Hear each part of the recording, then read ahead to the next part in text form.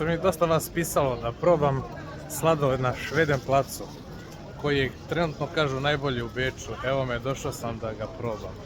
Sad ćemo da vidimo kakav je ovdje sladoled nudi. Evo vidite, to je taj ice salon Italijana. Gelateria Italijana.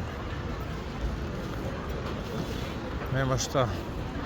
Puno koji uvek, ali s obzirom na lokaciju i ne čudim. Sad ćemo probati sladoled. Evo vidite i cena.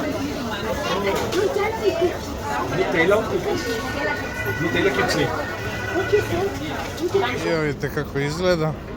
Uzeo sam lešnik i ovo dole je nugat. Pa ćemo sad da ga probamo.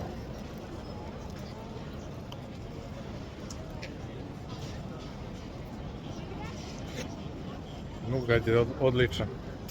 Sad ću probam i lešnik.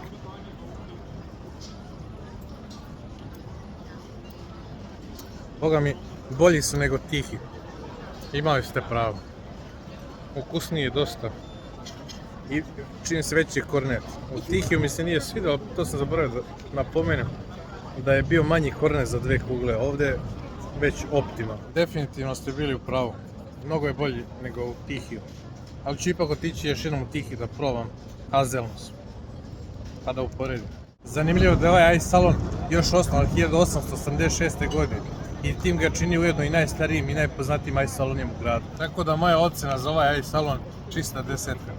Tako ako budete bili u prolazu, ovdje obavezno sratite. A vi pišite u komentarima šta bi još trebao da obiđem. Šta bi još trebao da probam ovdje u Beču.